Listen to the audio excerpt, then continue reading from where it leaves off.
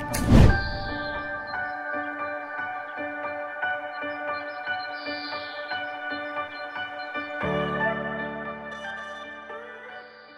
2, shot 3, take 10.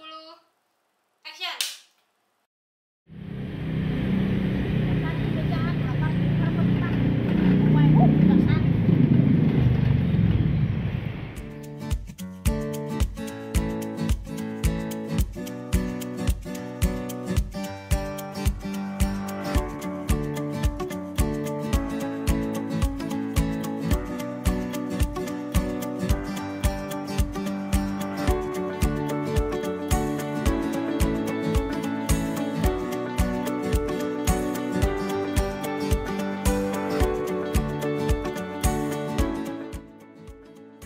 Untuk konsep film Mindset sendiri, kami berpikir bahwa sehat itu bukan hanya soal jasmani, tapi juga pikiran. Nah, kalau jasmani dan pikirannya udah sehat, tinggal faktor lingkungan saja yang mendukung. Jadi, menurut kami, sehat di masa depan itu ada 3 faktor. Pertama jasmani, pikiran, dan lingkungan. Nah, dalam waktu 5 menit ini, kamu pengen banget bikin film yang beda dengan adegan yang mencengkam, yang serem, dengan angle-angle yang sesuatu banget dan menegangkan banget, biar film kami itu nggak cuma lewat gitu aja tapi bisa diingat sama banyak orang.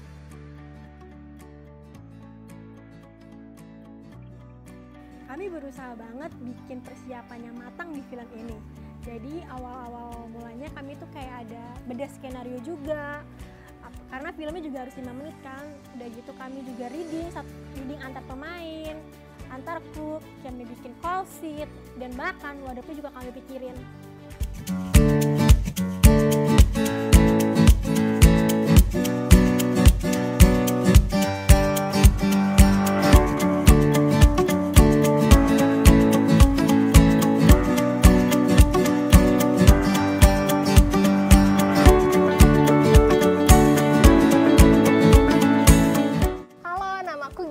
Ini baru pertama kalinya nih aku menjadi penulis skenario. Menjadi penulis skenario itu menjadi tantangan tersendiri buat aku. Di dalam film ini itu cuma ada 5 scene. Kita cuma main di sekitar rumah sama di depan pagar. Nah, di dalam 5 scene ini, 2 scene kita ada dialog-dialognya, sedangkan 3 scene itu tidak ada dialog begitu.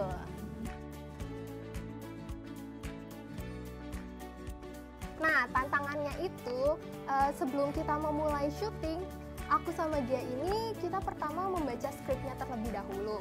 Nah, dalam membaca skripnya itu udah memakan waktu 10 menit sendiri. Nah, jadi kita berusaha untuk memangkas lagi skripnya agar bisa cukup dalam 5 menit. Nah, kesulitan lainnya itu dalam 2 anak ini yang jadi kakak dan adik, itu tuh mereka kesulitan dalam berbahasa Indonesia karena sehari-hari mereka menggunakan bahasa Inggris. Makanya kita mencari kalimat-kalimat simpel ya sehingga dapat mereka gunakan.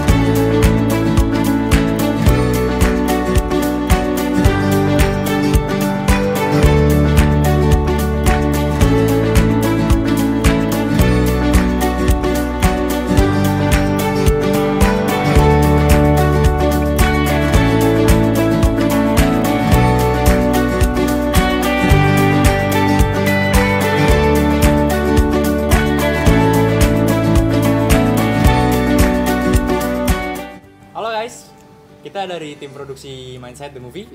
Gua Devan sebagai kameramen 2 dan gua berpartner dengan Tri sebagai kameramen satunya dan plus DOP dan juga ini dia Hans sebagai editor.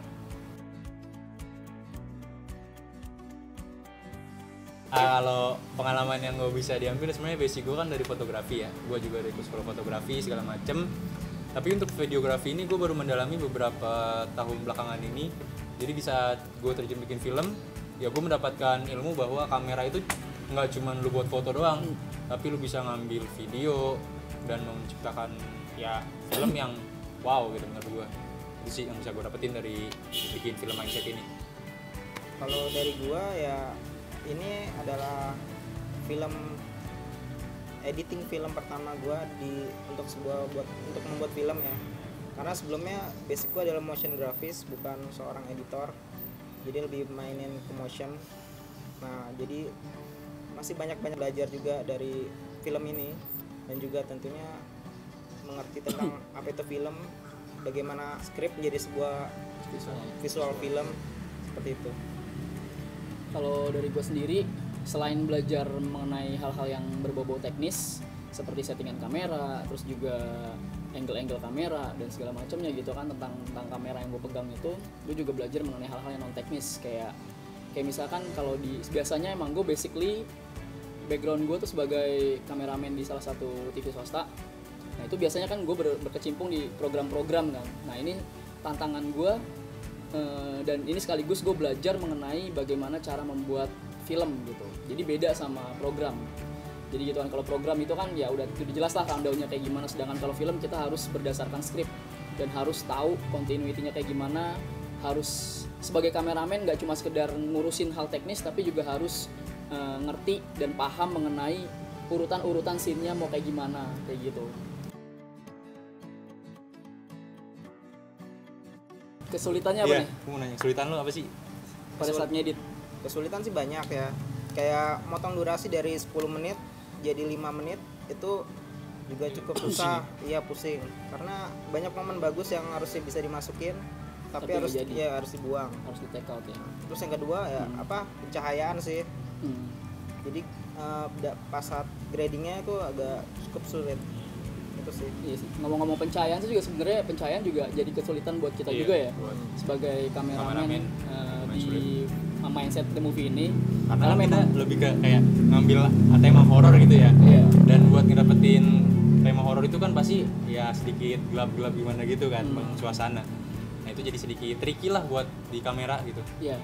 Trikinya tuh kita juga sering kali pakai cahaya-cahaya natural sama cahaya-cahaya yang ada di sekitar aja sih. Palingan cahaya lampu jalanan, terus cahaya lampu rumah, segala macam gitu aja. Sama bahkan ada satu scene yang ini jadi scene favorit gue pribadi sih ya, dimana itu pas lagi buka kulkas, si kakak lagi buka kulkas dan itu kita bener-bener ngandelin cahaya dari kulkas itu sendiri gitu. Tapi itu pecah sih emang. Itu bagus banget.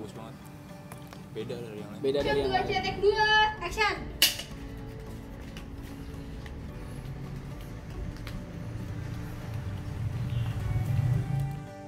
Untuk pengambilan angle pengambilan angle kamera dari kita tuh bener-bener kita mau yang beda dari yang lain gitu. Jadi kita nggak cuma sekedar ngambil cuma kayak medium shot, terus kita mau ngambil kayak wide shot atau close up, reverse shoulder, kayak gitu kita nggak mau kayak gitu doang. Tapi kita juga harus ngambil kayak top angle. Jadi ada beberapa scene yang kita ambil dari top angle, pas turun tangga sama pas keluar rumah. Dan itu bisa jadi menciptakan suasana yang beda ya, yang menegangkan. Karena kan juga si kakaknya ini, talent kakaknya ini kan dia juga lari-lari gitu kan, jadi dia kayak buru-buru pengen mau melakukan sesuatu lah gitu. Movementnya emang bagus sih. Movementnya juga bagus. Dan kita tuh kalau buat dapetin suasana horor gitu, dan kita baru belajar itu dengan cara kita zoom, kayak misalkan kayak orang turun dari tangga gitu, kita zoom kakinya doang, jadi kesannya kayak wah ini kenapa nih cepet-cepet banget larinya gitu kan.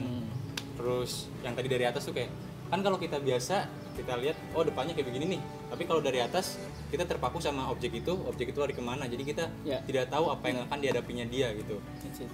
Itu sih kalau dari gua. Jadi lebih ke pengambilan gambar detailnya. Iya, detailnya. Pengambilan gambar detailnya.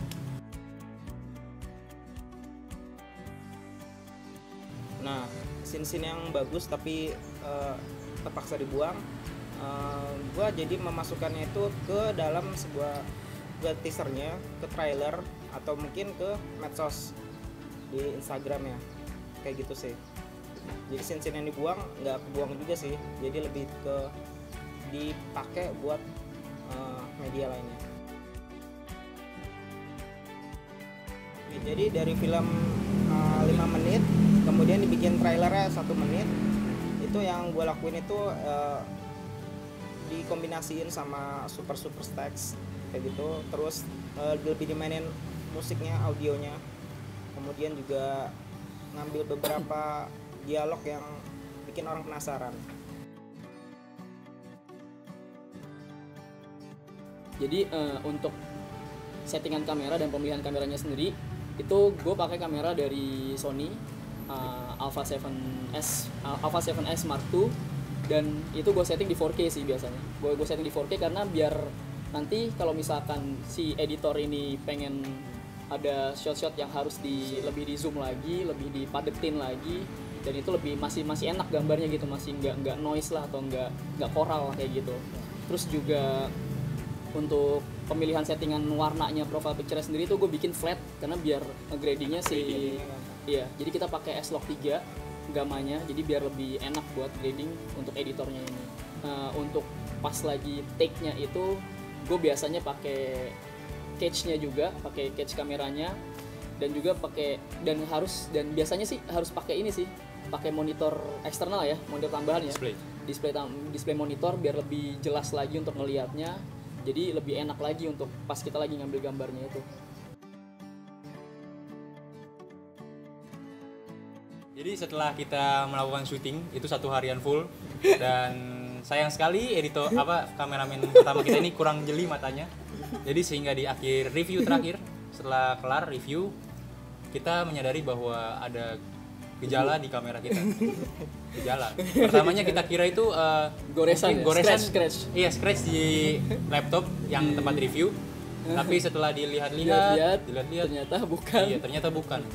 Jadi ya kita cek di kameranya. Iya, dan pupuslah harapan kita saat itu. Jadi ternyata setelah cek di laptopnya bukan scratch di laptop, terus cek di lensa kamera juga bukan scratch di lensa kamera, ternyata tuh dan itu scratchnya ternyata ada di sensor kameranya. Dan setelah kita cek lagi itu bukan scratch tapi hanya sekedar kayak debu. Untungnya bulu. Untungnya sih itu bulu bukan scratch ya. Kalau scratch itu kita nggak mungkin syuting hari itu lagi. Iya. Beli kamera baru.